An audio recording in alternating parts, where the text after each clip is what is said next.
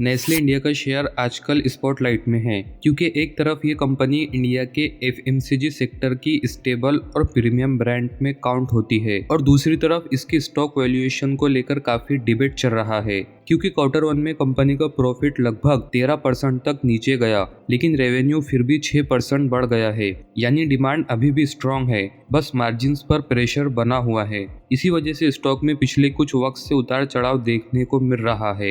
लेकिन सवाल ये है कि क्या नेस्ले का शेयर एक लॉन्ग टर्म पोर्टफोलियो में जगह डिजर्व करता है या नहीं, और फ्यूचर में ये बिजनेस किस स्पीड से ग्रो कर सकता है।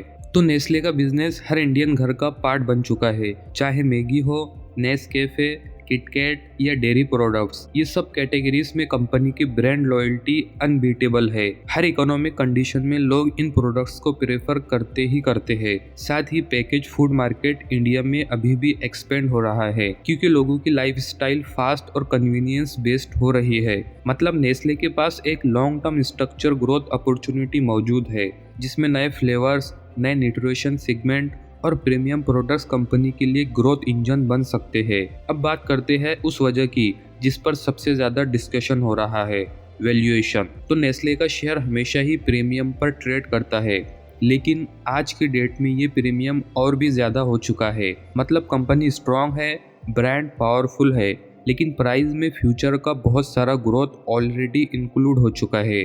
ऊपर से कंपटीशन भी बढ़ रहा है, जैसे ब्रिटानिया ब्रेड्स और बिस्किट्स में एग्रेसिव है, आईटीसी चिप्स और स्नैक्स में चैलेंज कर रहा है, और अमूल डेयरी कैटेगरी में टफ कॉम्पिटिटर है।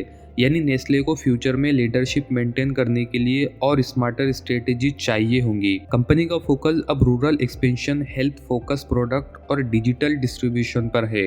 इंडिया में यंग पॉपुलेशन काफ़ी बड़ी है और उनके फूड चॉइसेस फास्ट, टेस्टी और न्यूट्रिशन बेस्ड ऑप्शन की तरफ शिफ्ट हो रहे हैं। ये ट्रेंड नेस्ले के लिए एक बड़ी अपॉर्चुनिटी क्रिएट करता है। साथ ही कंपनी बेबी फूड, चॉकलेट्स और बेवरेजेस कैटेगरी में प्रीमियम लॉन्चेस कर रही है, जहां मार्जिन ज़्यादा स्ट्रॉन्ग होते हैं। अगर ये स्ट्रेटेजी कंसिस्टेंट तरीके से एग्जीक्यूट होती रही तो अर्निंग का ग्रोथ फ्यूचर में फिर से स्पीड पकड़ सकता है। तो दोस्तों, पिक्चर ये है कि बिजनेस स्ट्रॉन्ग है, ब्रांड आइकॉनिक है और इंडियन मार्केट में ग्रोथ का स्कोप अभी काफ़ी बड़ा है। लेकिन वैल्यूएशन हाई होने की वजह से इन्वेस्टर सेंटिमेंट में कभी कभी प्रेशर आता रहता है। इसीलिए अभी ये समझना होगा कि ये स्टॉक हमेशा प्रीमियम पर ही ट्रेड करता है और उस प्रीमियम का जस्टिफिकेशन कंपनी का लॉन्ग टर्म परफॉर्मेंस ही दे सकता है। बस यही देखना इंटरेस्टिंग होगा कि नेस्ले नेक्स्ट फ्यू ईयर्स में किस स्पीड में ग्रो करता है और क्या ये अपने इन्वेस्टर्स की एक्सपेक्टेशन को मैच कर पाएगा या नहीं।